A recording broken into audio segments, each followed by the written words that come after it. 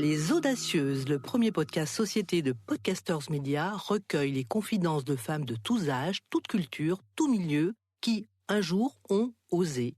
Oser faire sa mue, oser sortir de sa zone de confort, oser faire bouger les lignes pour soi et les autres, entreprendre ici ou ailleurs, créer, transmettre. Ces femmes audacieuses, je les invite à mon micro. Je suis Carole Renucci, journaliste, et pour moi aussi, l'audace est un carburant. J'ai été enseignante à la campagne, dans les banlieues, dans le 20e arrondissement de Paris, puis rédactrice en chef d'Enfants Magazine, avant de devenir directrice de Notre Temps, le premier magazine français, avec ses 5 millions de lecteurs. Aujourd'hui, je suis présidente et cofondatrice de Podcasters Media. J'anime le podcast Les Audacieuses et je suis très fière de vous retrouver tous les 15 jours pour une nouvelle vie et un nouveau défi.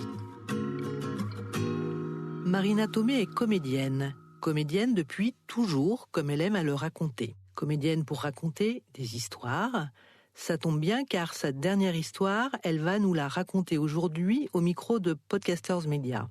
C'est celle d'une comédienne de 50 ans qui découvre un jour qu'elle est une rescapée.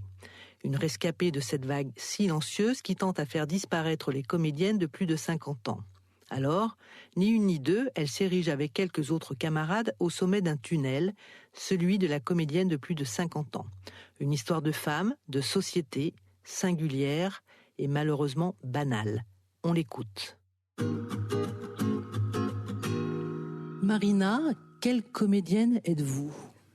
Ça, c'est une question tellement vaste. Quelle comédienne je suis ? Moi, je suis pas seulement comédienne, je suis avant tout une artiste. Donc c'est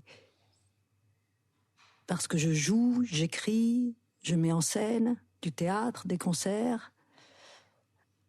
Des fois, je joue ce que j'écris, des fois, j'écris ce que je joue. Donc je suis pas seulement comédienne. Et à cause de tout ça, je suis une comédienne, je cherche surtout les histoires. Qu'est-ce qu'on raconte ? C'est ça qui m'intéresse. C'est qu'est-ce que je raconte ? En quoi ça va... J'ai toujours eu cette obsession. En quoi ça va nous aider à tenir debout ? J'ai eu cette obsession depuis le départ, très vite. Et aujourd'hui, avec toutes ces années de pratique, je considère que c'est tellement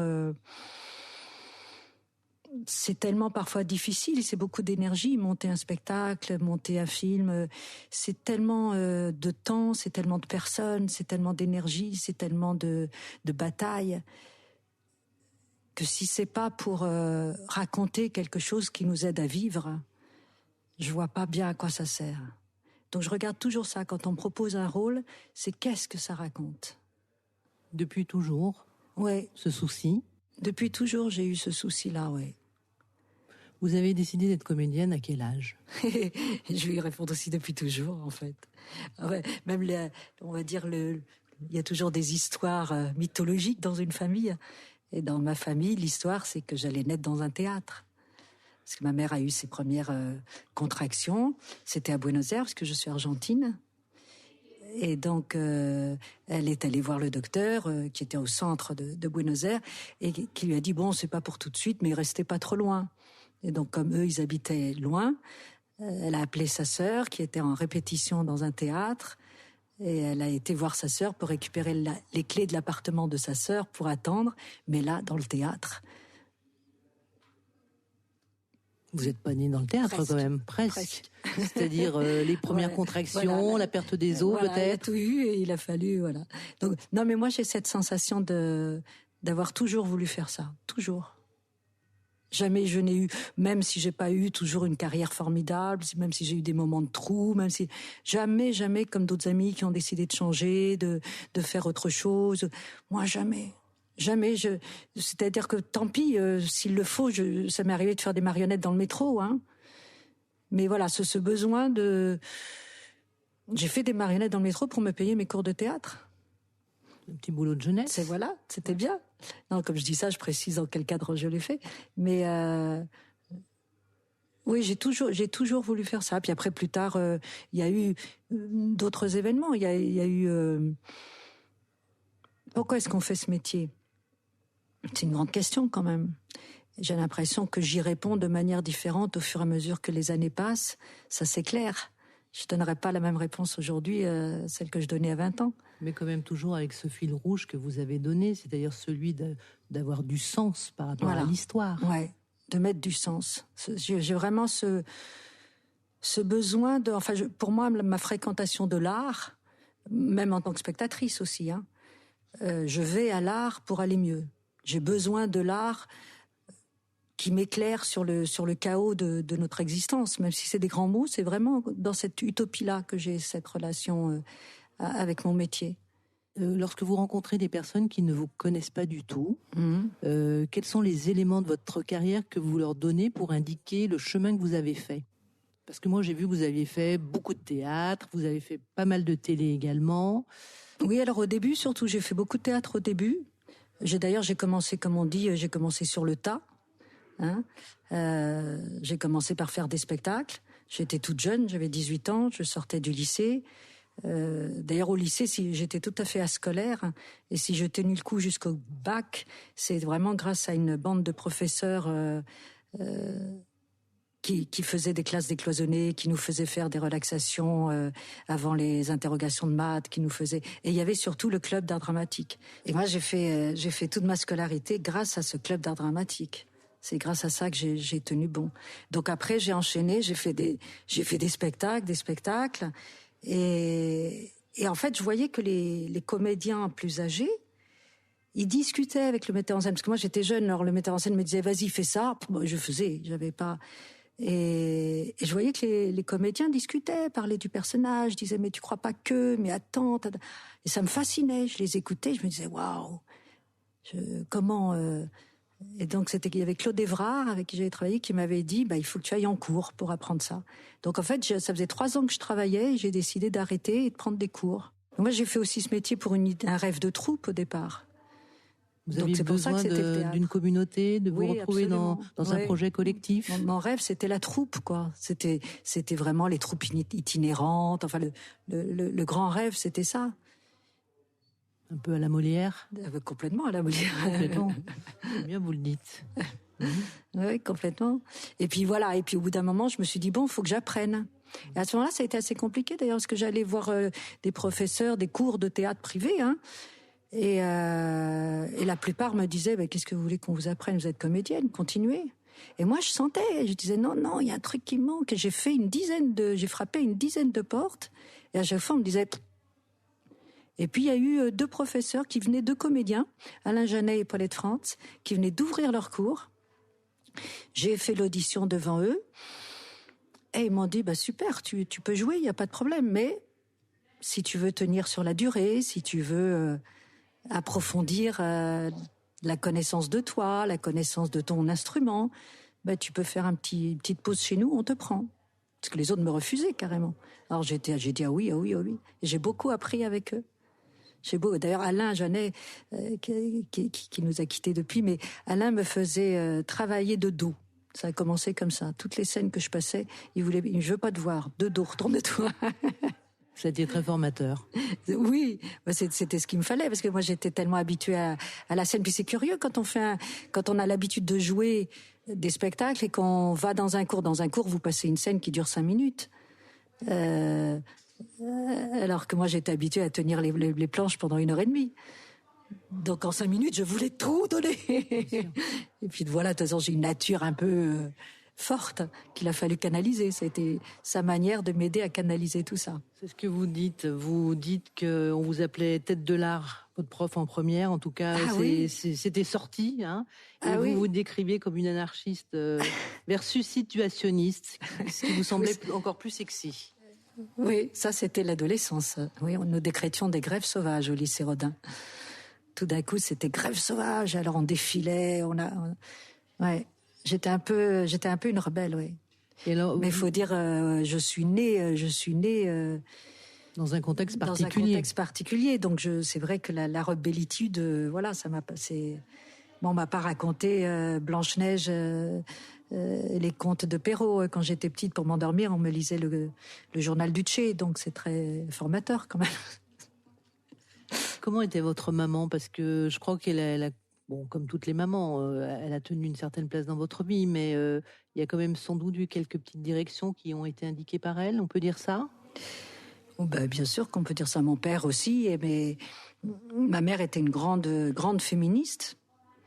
J'ai été élevée avec mes sœurs dans la conscience de notre place, de notre place d'être humain et pas seulement de femme, et qu'il fallait se réaliser, ce qu'elle nous a répété, mais tout le temps, qu'il fallait se réaliser et trouver notre chemin, notre voie professionnelle, avant de trouver un mari.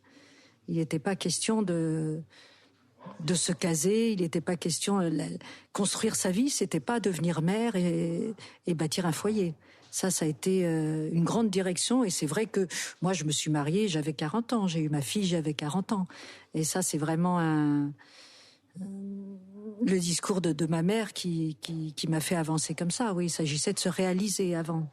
Mais c'était quoi sa vie à elle? C'était celle d'une mère au foyer? Pas du tout. Non, elle a travaillé toute sa vie. C'était une grande informaticienne.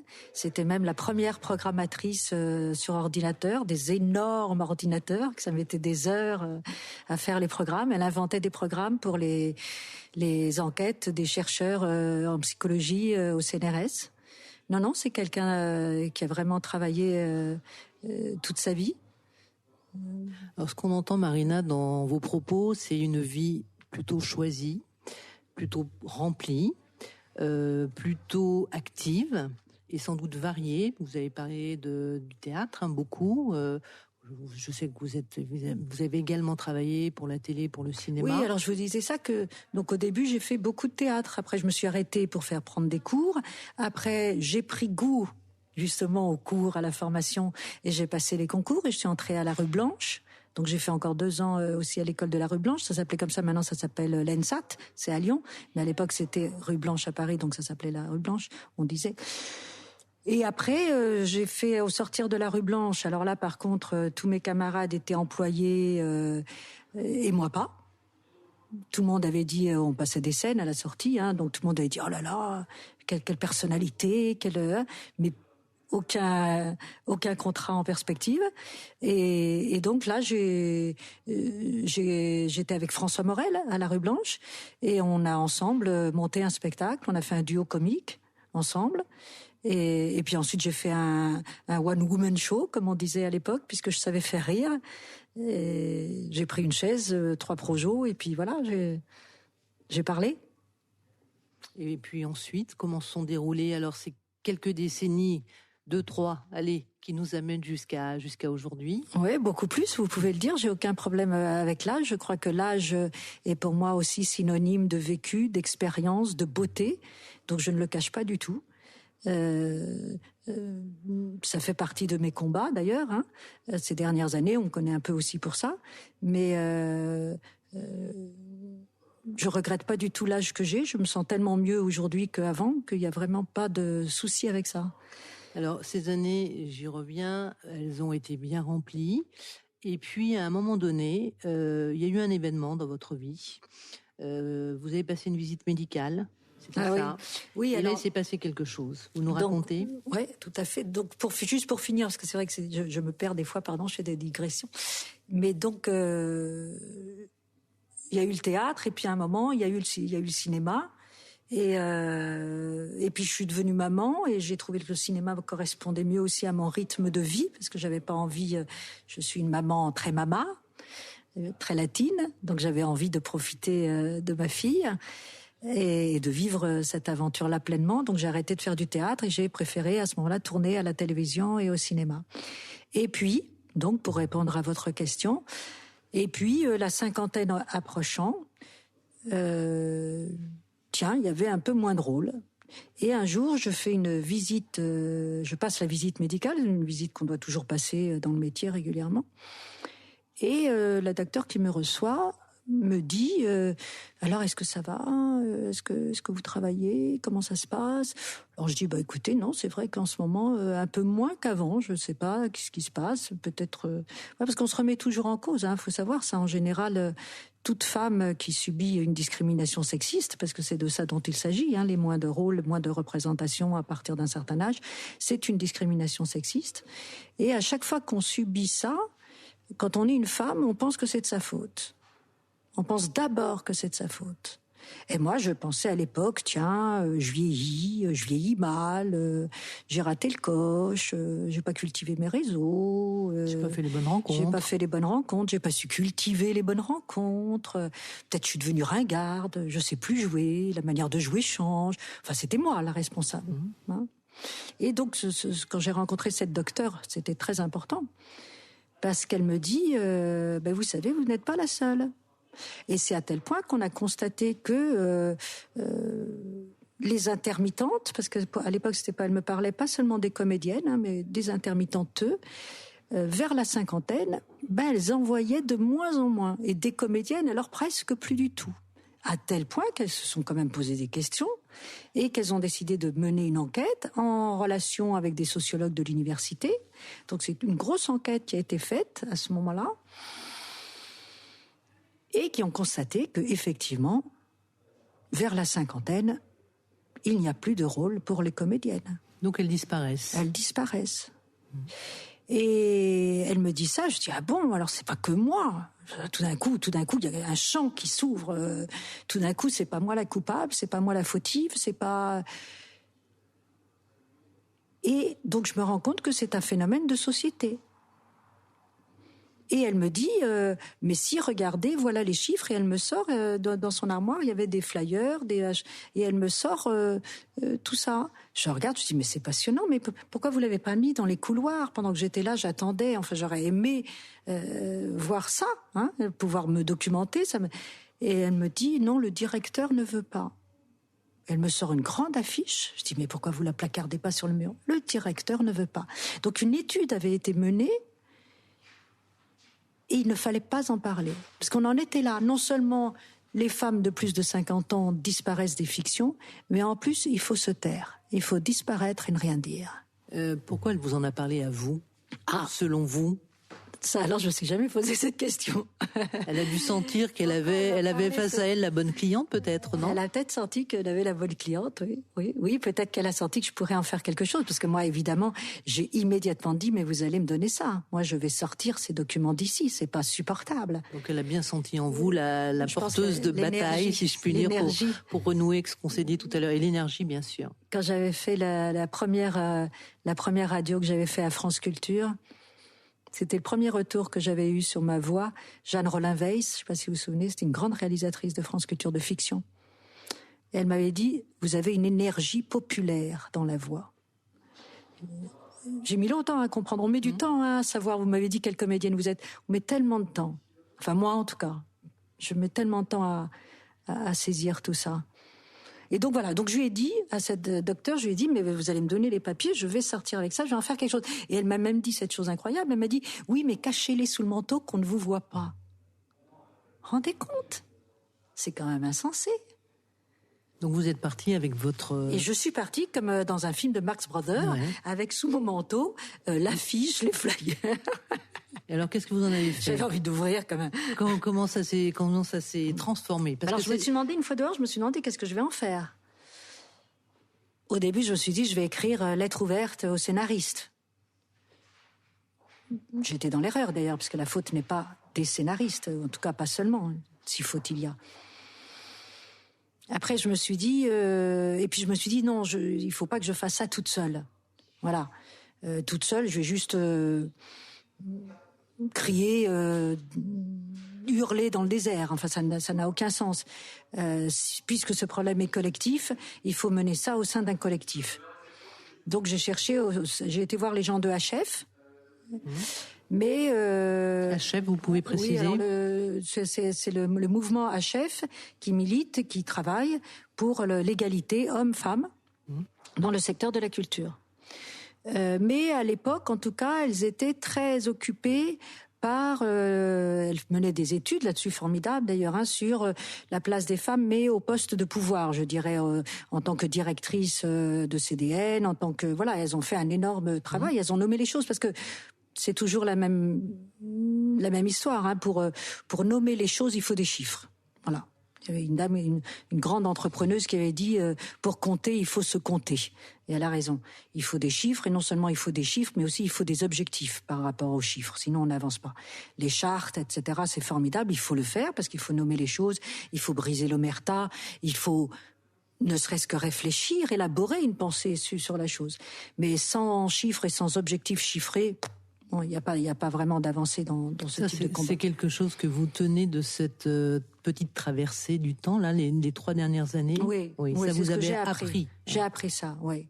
Et donc le mouvement HF, donc les comédiennes, ça les intéressait pas trop à ce moment-là. Depuis, elles ont intégré aussi des données sur les comédiennes, mais à ce moment-là, non.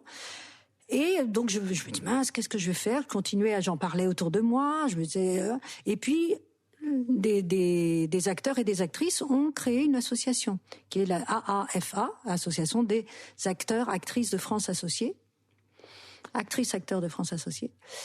Et je me suis dit voilà. Je vais aller les rencontrer, je vais adhérer de toute façon parce que c'est un métier que l'on fait beaucoup seul, qui est très individualiste. C'est pas comme quand on est dans une entreprise où, enfin, aujourd'hui les choses sont un peu différentes. Tout le monde change beaucoup plus. Mais en tout cas, nous, on renouvelle de contrat en contrat. On a multiples employeurs, donc c'est des parcours très solitaires d'une certaine façon, oui, sur le plan social. Voilà. Hein. Donc, et ils n'existaient pas. Ils ont lancé la première association au niveau national. Alors, il existait des associations de comédiens-comédiennes en province, à Marseille, il y en a une, dans le Nord, il y en a une autre, mais une association nationale, ça n'existait pas. Alors comment vous ont-ils accueillis ?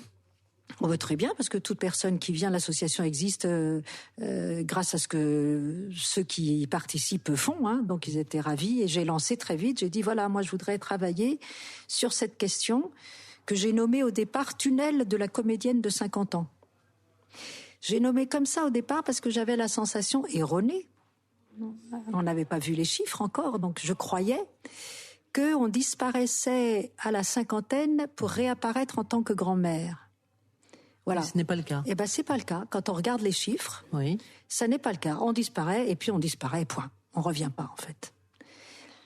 Et d'où les trous dans la statistique du médecin. D'où les trous dans la statistique du médecin. C'est-à-dire, et donc là, on s'est mis, donc j'ai lancé ça, il y a plein de comédiens, comédiennes, il y a des hommes aussi, hein. Le premier d'ailleurs à répondre présent quand j'ai dit on va lancer une commission, on va travailler là-dessus, ça a été un homme, le premier qui a répondu présent, qui est toujours là d'ailleurs, un comédien metteur en scène, Armand Éloi, qui m'a dit oui, je viens, je suis stupéfait de la disparition de mes partenaires.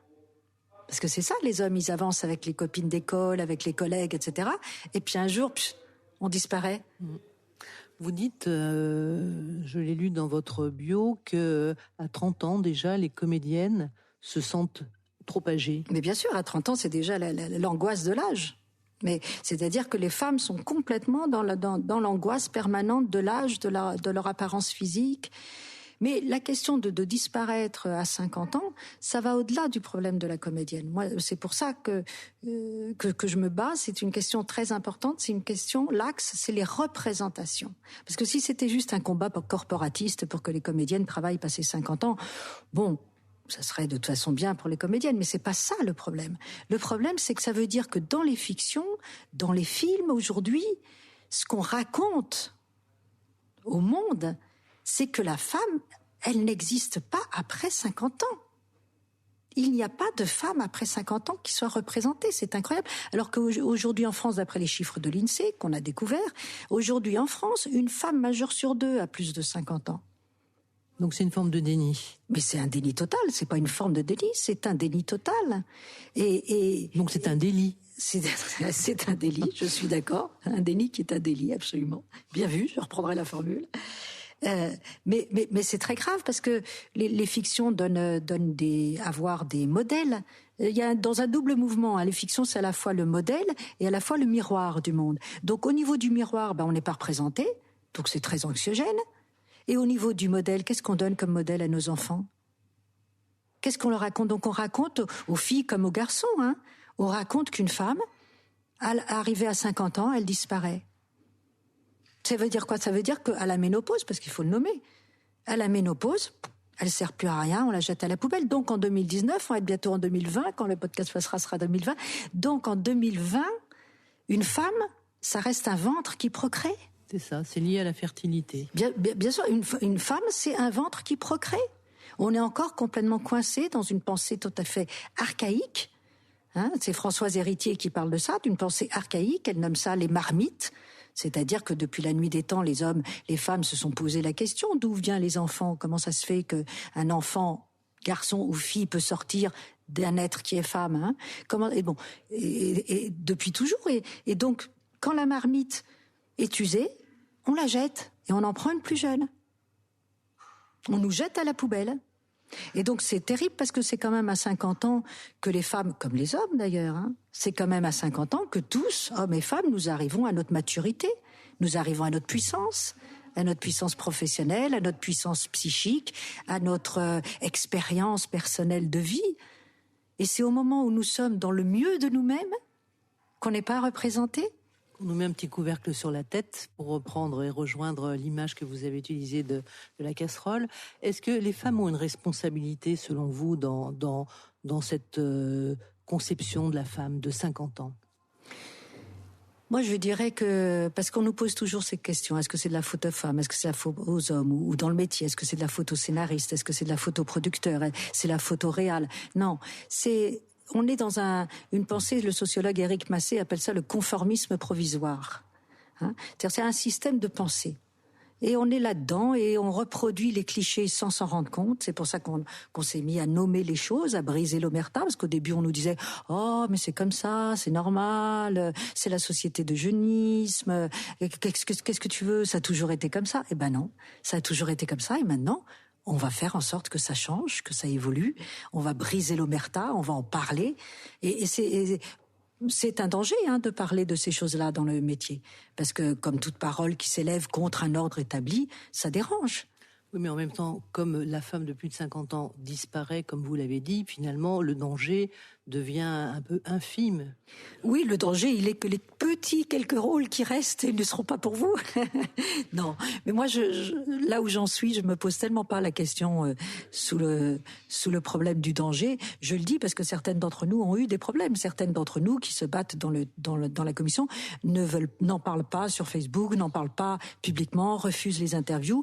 Et ça, je respecte. Chacune se démène comme elle peut avec la chose.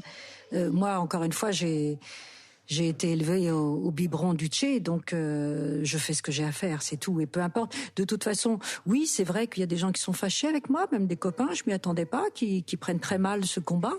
Mais aussi, je rencontre grâce à ça des personnes que je connaissais pas, des femmes comme des hommes tout à fait épatants. J'ai aussi des amitiés nouvelles et très fortes de solidarité, de combat, de sororité. Donc c'est très bien. Mais en quoi ce combat peut déranger certaines personnes ? Mais parce que beaucoup me disent c'est déjà tellement dur de faire un film. Comment veux-tu que c'est tellement dur. Vas-y, fais ton film, laisse-nous faire nos trucs, c'est pas mon problème. Vas-y, raconte-les toi les histoires. Donc et j'entends, c'est très difficile de monter un film. Mais par exemple, le cinéma d'auteur, j'ai appris ça récemment aux Assises de la culture menées par le collectif 50-50, un distributeur qui a dit très clairement, ils ont des chiffres là-dessus, qui va voir les films du cinéma d'auteur ? Les femmes de plus de 50 ans.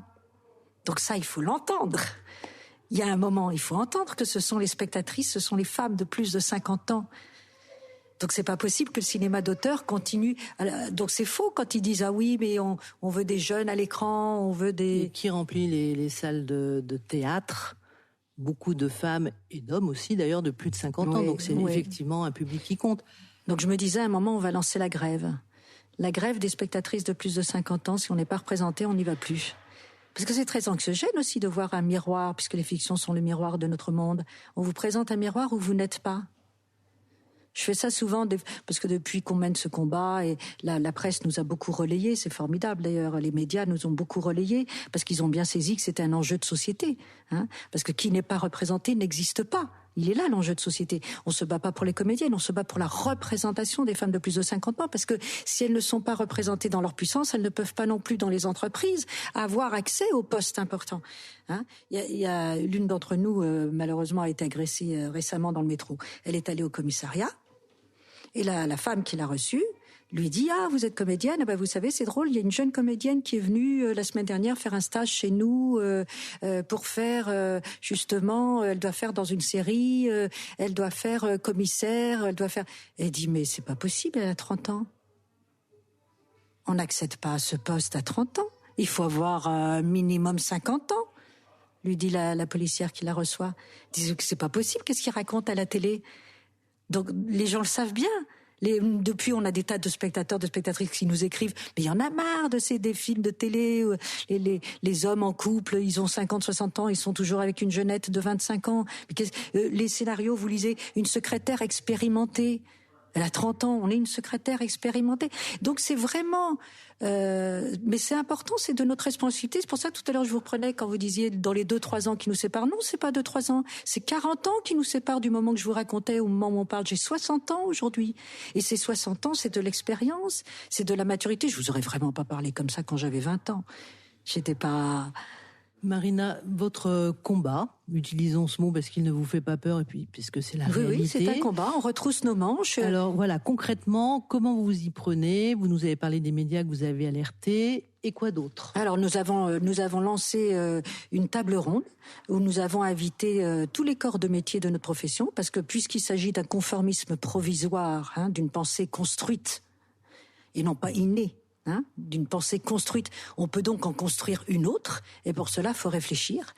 Donc nous avons invité tous les corps de métier, parce que pour changer cette pensée, oui, c'est ça que je voulais dire, pour changer ce conformisme provisoire, il faut que tous les corps de métier s'y mettent. C'est la seule solution. C'est pas la photoscénariste, la photoproducteur, c'est tous les corps de métier qui doivent s'y mettre. Donc on a invité des sociologues, et on a découvert qu'il y a des sociologues qui travaillent sur le sujet.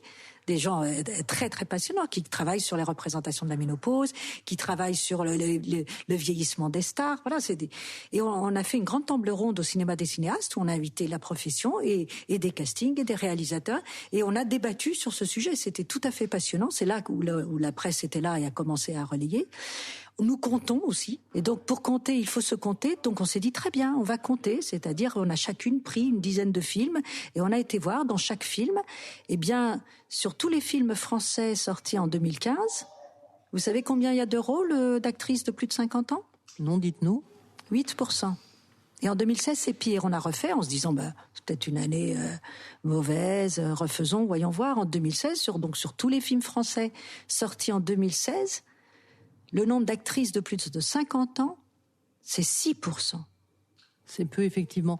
Est-ce que cette collecte, surtout quand on rappelle qu'une femme majeure sur 2 a plus de 50 ans. Donc nous, on a fait ça, on a fait des chiffres, on a brisé l'omerta grâce aux médias qui nous ont beaucoup relayés. On a fait cette table ronde.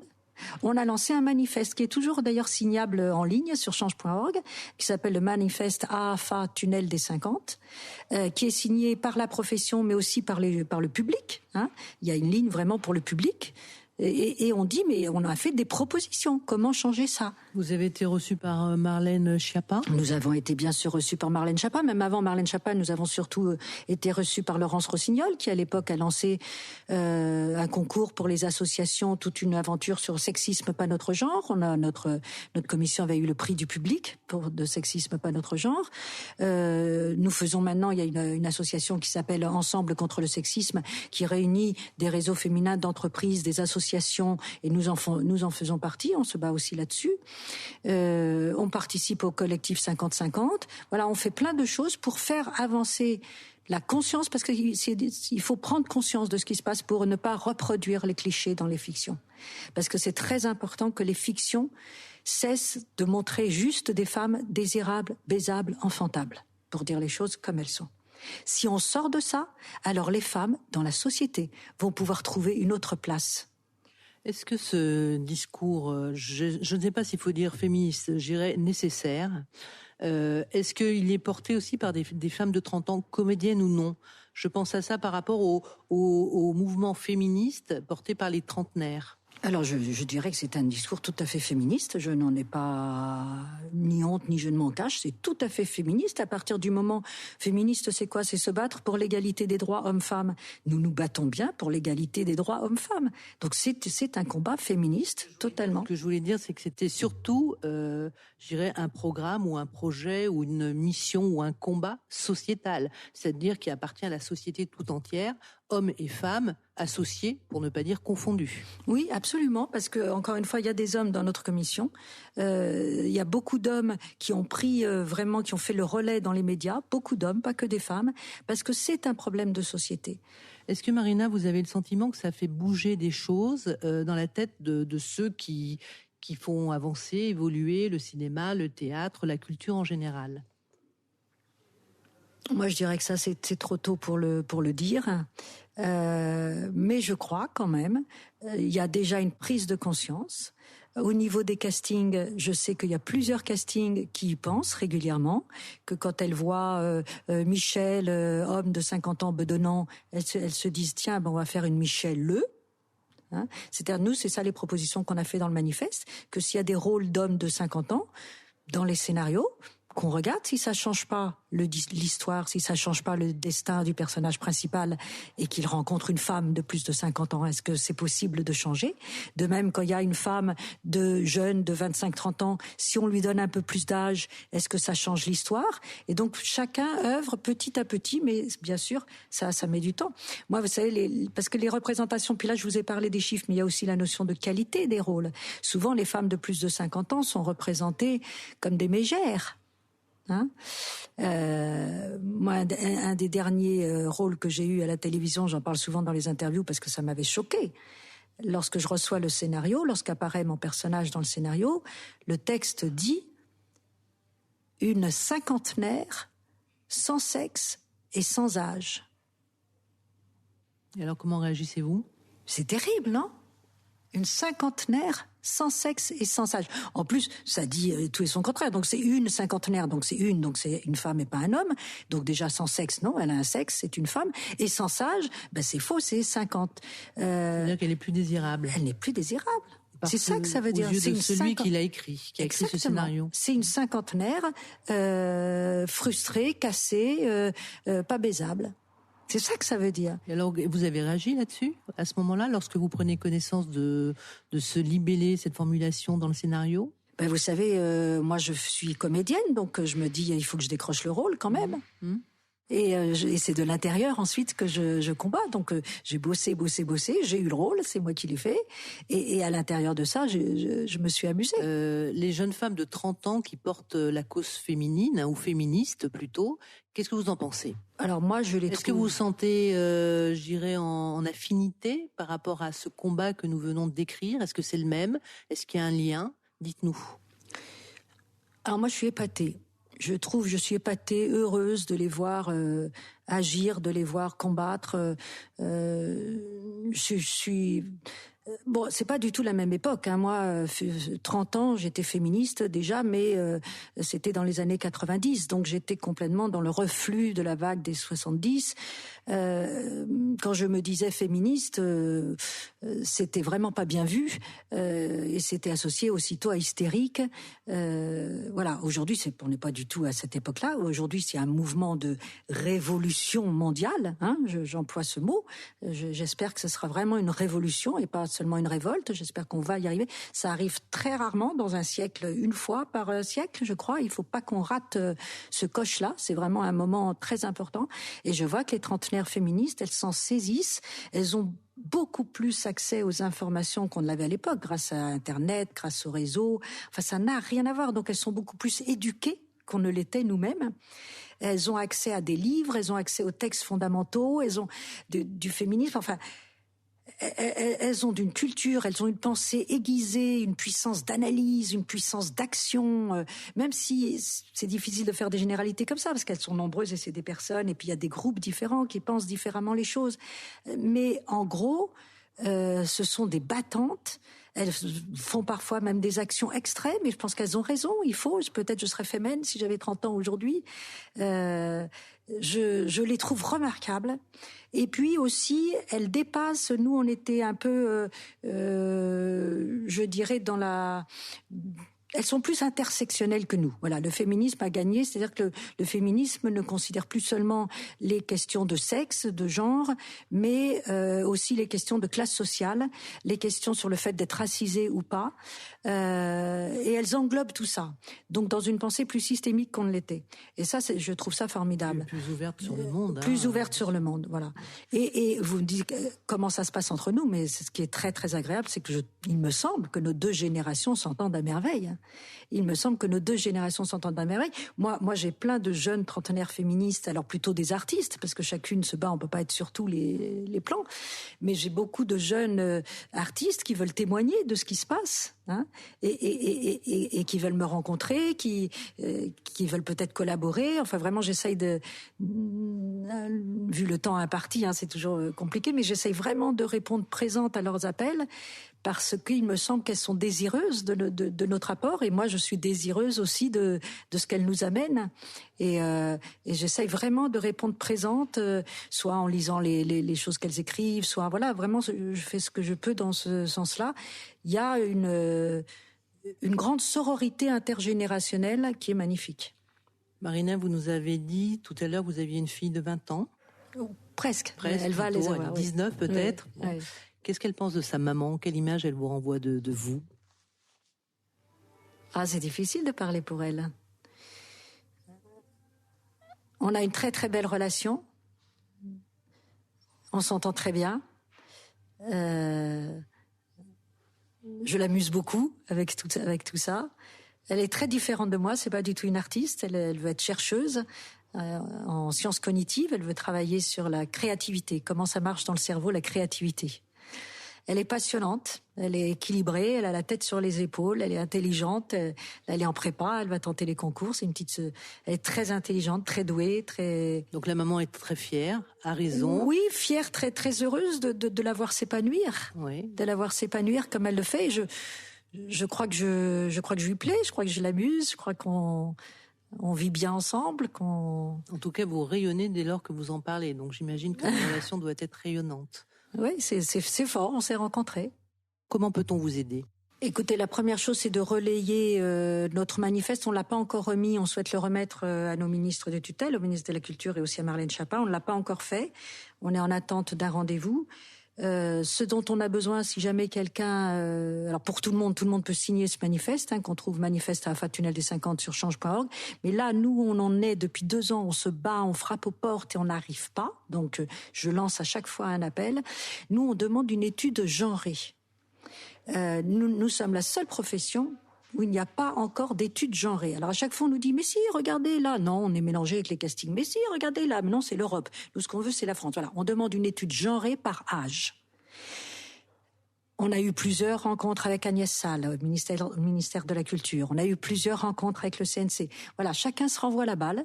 Donc pour le moment, on n'y arrive pas.